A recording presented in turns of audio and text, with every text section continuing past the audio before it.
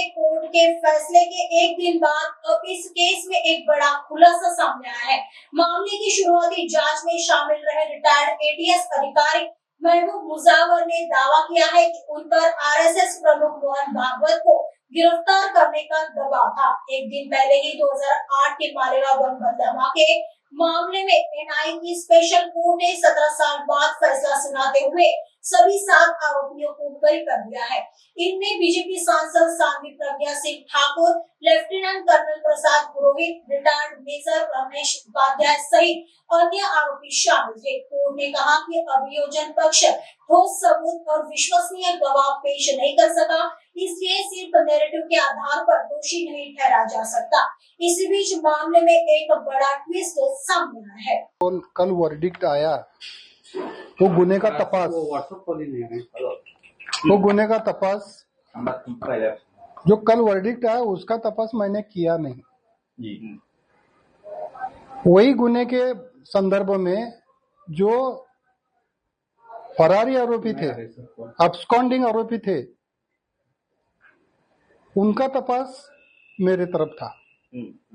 मतलब संदीप डांगे, रामजी कलसंग्रा, ये 2 उसके अंदर अब्सकॉन्डिंग एक्यूज थे, उनके बारे में मेरा तपास था। उसके अलावा आदरणीय मोहन भागवत जी, इनको भी लाने का मेरे को आदेश था। सर, ये आदेश किसने दिया था मोहन भागवत जी को हिरासत में लेने का?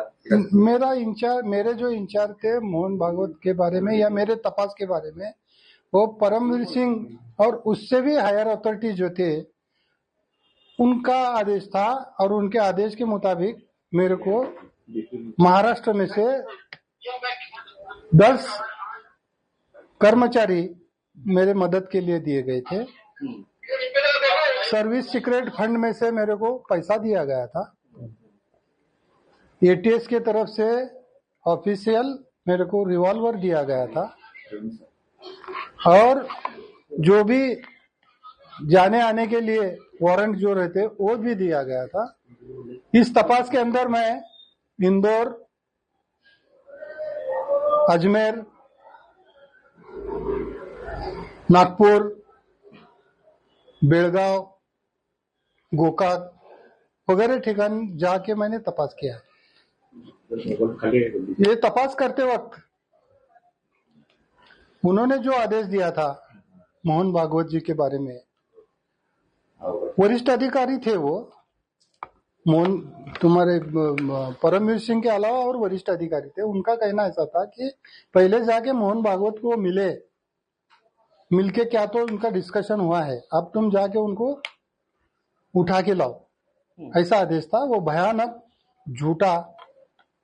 झूठे जो तब उस एक कंसेप्ट निकल के आया था तब, भगवा आतंकवाद के नाम पे ये तपास चल रहा था। तपास जो करना चाहिए वो नहीं हुआ। भगवा आतंकवाद, हिरवा आतंकवाद, ये था, ये गलत था, झूठ था।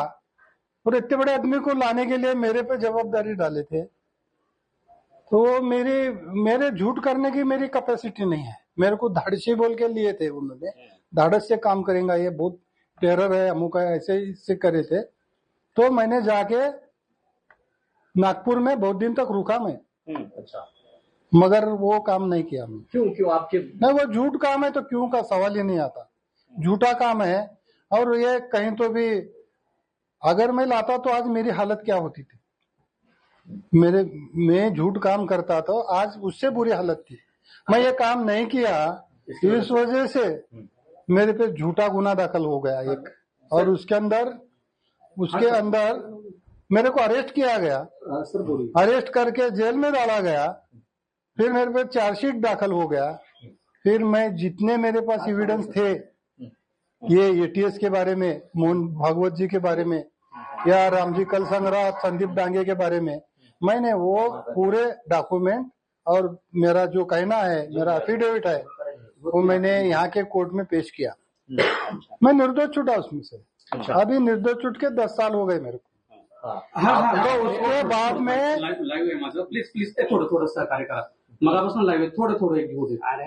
उसके बारे में जब मैं निर्दोष छूटा तो वो डॉक्यूमेंट जो भी रिकॉर्ड पे डॉक्यूमेंट है वो पूरे डॉक्यूमेंट एनआई के कोर्ट में चले गए और वहां पे भी